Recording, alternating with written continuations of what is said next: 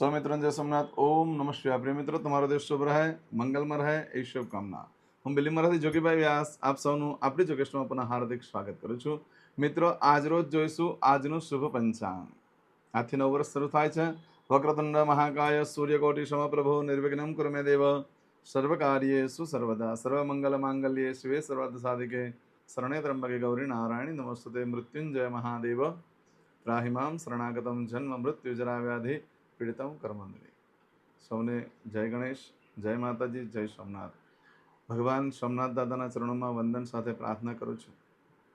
મારા તમામ સબસ્ક્રાઇબ મિત્રો તેમજ મારા યજમાન મિત્રો તેમજ મારા સાથે જોડાયેલા તમામ વ્યક્તિઓને જીવનમાં ખૂબ પ્રગતિ ઉન્નતિ થાય, ગત વર્ષમાં રહી ગયેલા દરેક કાર્યો તમારા પરિપૂર્ણ થાય એવી હું સોમનાથ દાદાને પ્રાર્થના કરું છું।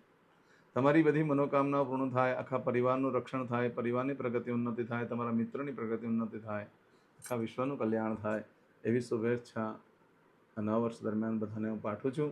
તમારા જીવનમાં ભગવાન શંકરની પરમ કૃપા રહે, ગણેશજીની કૃપા રહે, માતાજીની કૃપા રહે એવી હું ભગવાનના ચરણમાં વંદન સાથે પ્રાર્થના કરું છું।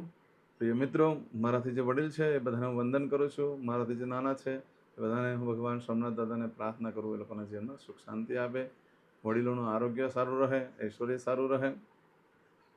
ગત વર્ષે જે નવું વર્ષ ગયું ત્યારથી લઈ અત્યાર સુધીમાં મારાથી તમારી સાથે જાણતા અજાણતા કંઈ પણ એવું કોઈ કાર્ય થઈ ગયું હોય જેનાથી તમારે મન દુઃખ થયું હોય, મારાથી બોલવાથી ચાલવાથી, મને ક્ષમા યાચના।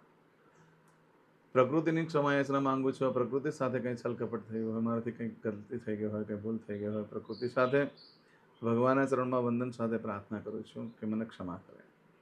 તમામ મારા યજમાન મિત્રો તથા મારી સાથે જોડાયેલા તમામ વ્યક્તિના જીવનમાં ખૂબ પ્રગતિ ઉન્નતિ થાય સોમનાથ દાદાને પ્રાર્થના।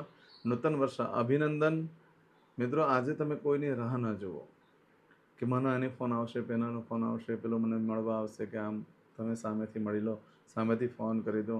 ગત વર્ષમાં તમારી સાથે કોઈની સાથે કંઈ બોલવા ચાલવાનું થઈ ગયું હોય તો આજે માફી માંગવાનો દિવસ છે। આજે માંગીએ તે મળે તેવો દિવસ છે। માફી માંગવાથી ભગવાન પ્રભુ ખૂબ પ્રસન્ન થાય છે। ક્ષમા યાચના માંગી લો તો આખું જીવન નવેસરથી શરૂ થઈ જશે। માટે આજનો દિવસ બહુ સરસ છે, નવું વર્ષ છે।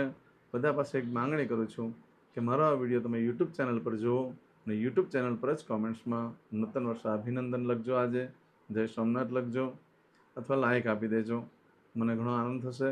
અને જેને જેને લાઇક આવશે, જેની કોમેન્ટ્સ આવશે તેના માટે થઈને ભગવાનને હું પ્રાર્થના કરીશ કે તમારા જીવનમાં ખૂબ પ્રગતિ ઉન્નતિ થાય। તો નવા વર્ષ દરમિયાન આનંદ અને ઉત્સાહથી આજનો દિવસ વ્યતીત કરજો। આજનો દિવસ બહુ સરસ છે। ઘરે દીવા કરજો, ઘરને શણગારી દેજો, કારણ કે આજે 3 દેવી ઘરમાં પ્રવેશ કરે છે। મહાકાલી, મહાલક્ષ્મી, મહાસરસ્વતી, દુર્ગા દેવતા, વિશ્વના બધા જ દેવો ભ્રમણ કરતા હોય છે આકાશની અંદર। એ તમારી પર કૃપા કરે, તમારું સુંદર ઘર હોય, આનંદ હોય ઘરમાં, તો ભગવાનની પરમ કૃપા પ્રાપ્ત થાય માટે આજના દિવસે રોશની કરી દો ઘરની। દરેકને નૂતન વર્ષના અભિનંદન। આજ રોજ જોઈશું આજનું શુભ પંચાંગ।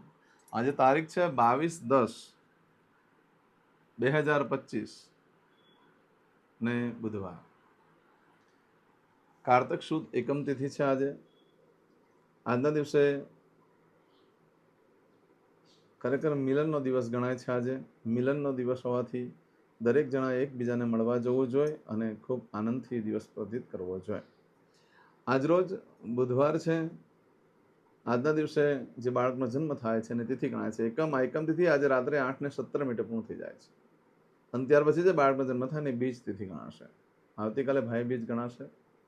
આજે જે બાળકનો જન્મ છે એનું નક્ષત્ર ગણાય છે સ્વાતિ। આ સ્વાતિ નક્ષત્ર આજે આખો દિવસ રહેશે અને આવતીકાલે મળસ્કે 1:52 પૂર્ણ થઈ જશે। આ ઘણું શુભ નક્ષત્ર છે। આજે જે બાળકનો જન્મ થાય છે એનો યોગ ગણાય છે પ્રીતિ। આ પ્રીતિ યોગ આજે મળસ્કે 3:17 શરૂ થાય છે અને આવતીકાલે મળસ્કે 4:06 પૂર્ણ થઈ જશે।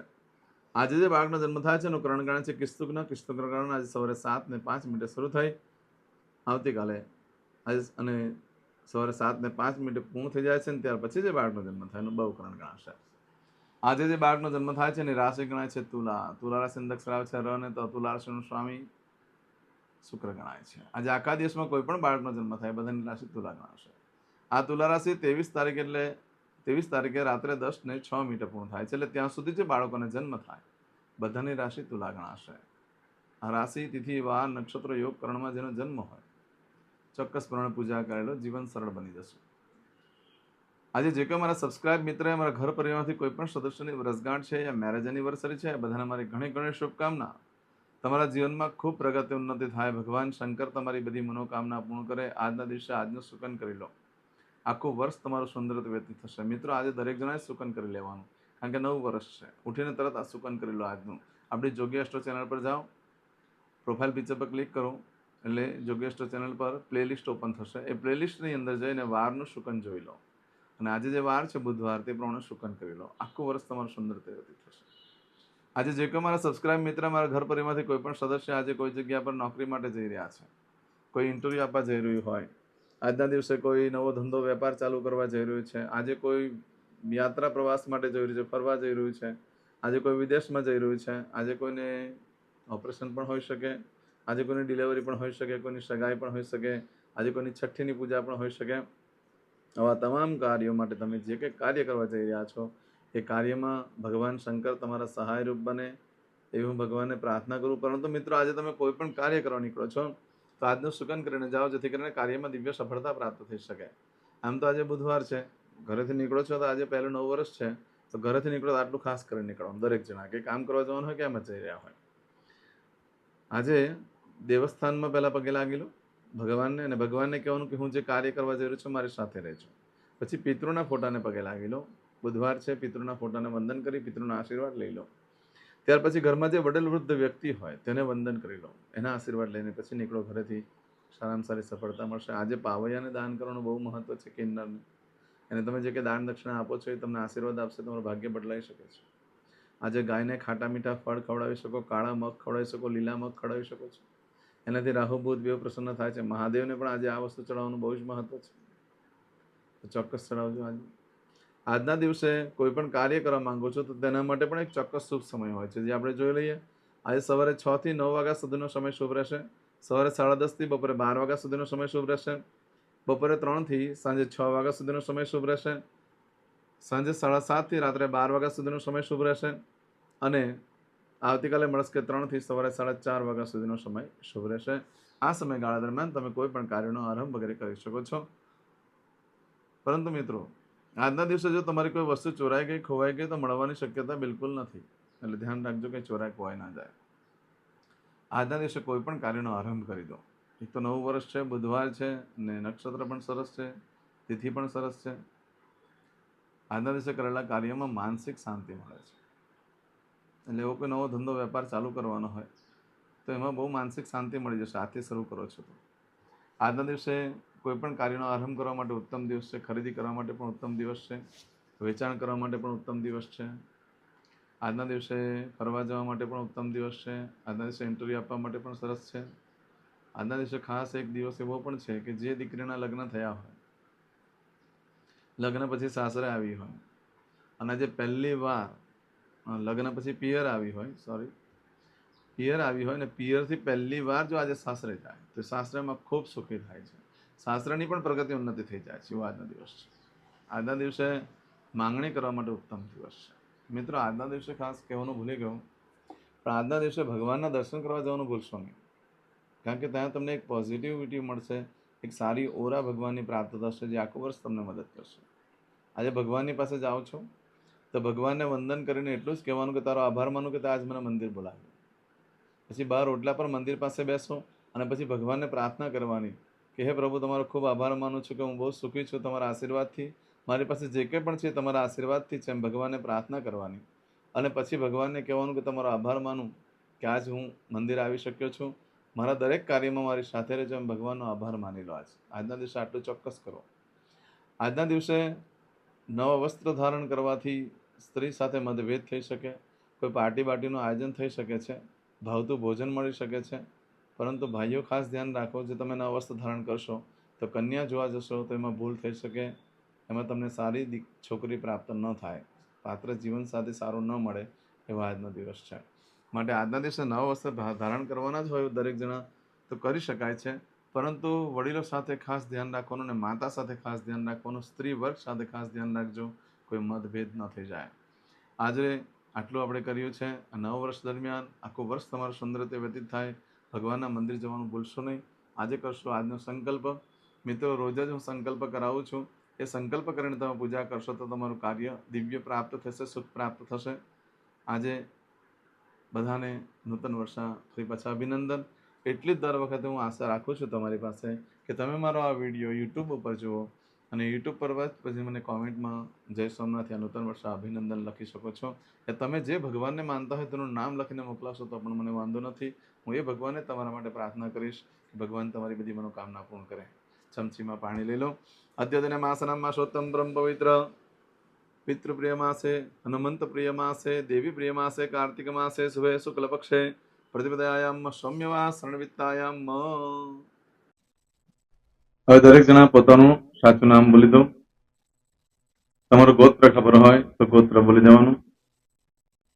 પછી બોલવાનું છે અહમ, મમ, આત્મન, શ્રુતિ, સ્મૃતિ, પુરાણોક્ત, પુણ્ય, ફલ, પ્રાપ્તિ, અર્થમ, અપ્રાપ્ત, લક્ષ્મી, પ્રાપ્તિ, અર્થમ, પ્રાપ્ત, લક્ષ્મી, ચિરકાલ, સૌ, રક્ષણાત્મક, લોકેવા, સભાયામ, રાજદ્વારે, વ્યાપારે, વિદ્યા અભ્યાસે, દેશે વિદેશે, સર્વત્ર, યશ, કીર્તિ, વિજય, લાભાદિ, પ્રાપ્તિ, અર્થમ, મમ, અખિલ કુટુંબસ્ય, આયુ, આરોગ્ય, ऐश्वर्यादि, प्राप्ति, अर्थम, मम, जन्म, समय, तथा च विप्र वृंदानां जन्म समय, जन्म कुंडली मध्ये स्थित ग्रहः, गोचर ग्रहः, महादशा, अंतर्दशा, प्रत्यंतर्दशा, तथा च योग, युति, दृष्टि मध्ये शुभ फल प्राप्ति अर्थम, भय, रोग, शत्रु, बाधा, दोष, मारण, तारण, मंत्र, तंत्र, अरिष्ट, दोष, पीड़ा, निवृत्ति अर्थम, भूत, प्रेत, पिशाचादि द्वारा रचित अरिष्ट दोष निवृत्ति अर्थम, मम सकल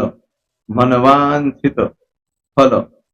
તમારા મનમાં જે કઈ ઈચ્છા હોય તે બોલી જવાનું.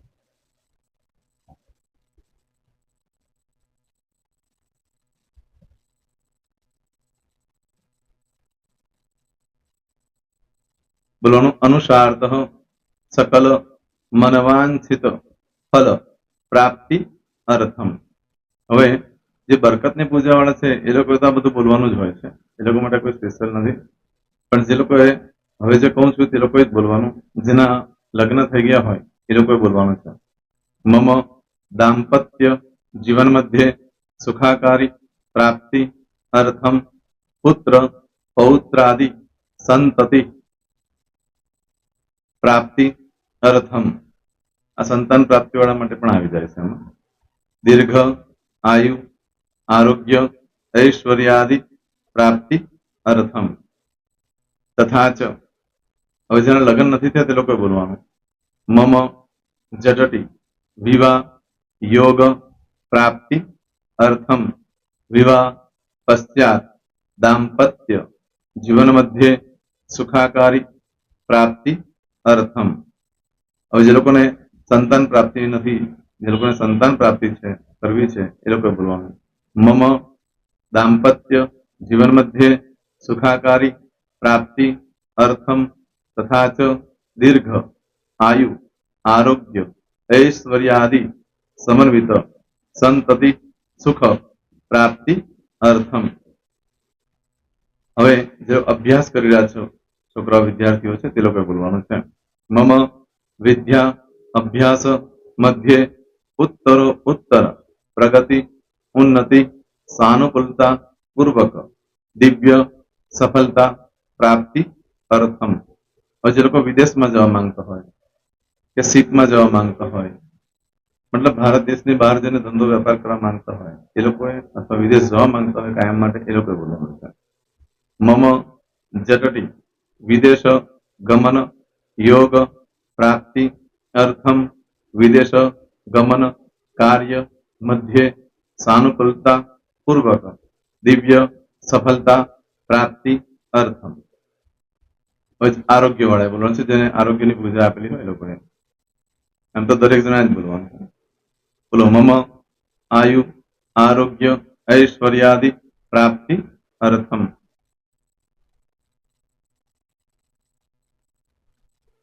दरेक जना बोलવાનું सकल मनवांछित फल प्राप्ति अर्थम अद्य दिने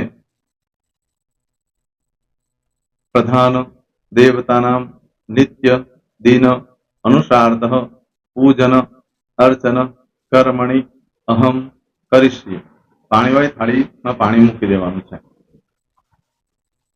હવે તમારી બધી પૂજા જે મેં આપેલી છે એ પૂજા થઈ જાય, અથવા તો તમે રોજ પૂજા કરતા છો, મારી પાસેથી નથી લઈ ગયા, એ પૂજા થઈ જાય પછી ફરી પાછી ચમચીમાં પાણી લેવાનું। અહીંયા વિડીયોને સ્ટોપ કરી દેવાનું। પૂજા પતે એટલે પાછું આગળનું કરવાનું છે। અહીંયા વિડીયો સ્ટોપ કરી દેવાનો અને પૂજા પતે એટલે બોલવાનું છે વિષ્ણવે વિષ્ણવે વિષ્ણવે નમો નમઃ વિષ્ણુ સ્મરણ सर्वं परिपूर्ण अस्तु। एतानि गंध पुष्प धूप दीप नैवेद्य ताम्र दक्षिणा प्रदक्षिणा सहित ऋणु मम सकल मनवांछित फल प्राप्ति अर्थम पूजन अर्चन प्रियदान न मम। पाणी मूकी देवानुं, पाछुं पाणी लेवानुं। पूजन अर्चन ब्रह्मार्पणमस्तु। नीचे जमीन पर पाणी मूको, एमां आंगળી घसी कपाळमां तिलक કરી દો। कपाळमां जमीन पर पाणी मूक्યું છે એમાં। ત્યાર પછી ભગવાનને કહેવાનું કે હે પ્રભુ, આજે પૂજા કરતા કોઈ પણ પ્રકારની ભૂલચૂક થઈ ગઈ હોય તો અમને ક્ષમા કરજો।